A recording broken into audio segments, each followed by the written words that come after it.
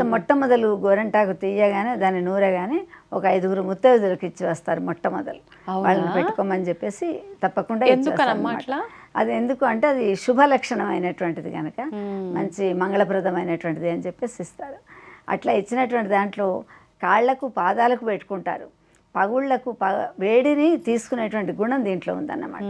తర్వాత చిన్న చిన్న గోటీలాగా చేసి చిన్నపిల్లలకు మింగడానికి ఇస్తారు. నూలి పురుగులు లోపల ఇంకేదన్నా ఉంటే వాటిని కూడా చంపేటువంటి గుణం, చేదు గుణం. అసలు మీరు ఆకున్నమలు చూస్తే చేదు ఉంటుంది, వేపాకులాగా ఉంటుంది. అందుకని చేదు గుణం ఏం చేస్తా అంటే లోపల ఉన్నటువంటి పురుగు ఏదన్నా చిన్నపిల్లలకు తిండి ద్వారా దాని ద్వారా వస్తే మట్టిలో ఆడుతుంటారు, చేస్తుంటారు, నీళ్ళల్లో వస్తుంది. అందుకని అవి పోవడానికి అని చెప్పేసి కొంతమంది ఇంకా దీర్ఘకాలికమైనటువంటి ఏదన్నా వ్యాధులు ఉన్నవాళ్ళు కూడా ఏం చేస్తారంటే దాన్ని రసంలాగా చేసుకొని వారానికి 1 రోజు 10 రోజులకు ఒకసారి దాన్ని తాగుతుంటారు, 1 స్పూను తాగితే దాని వలన కూడా చర్మ వ్యాధులు అలాంటివి రాకుండా ఉంటాయి.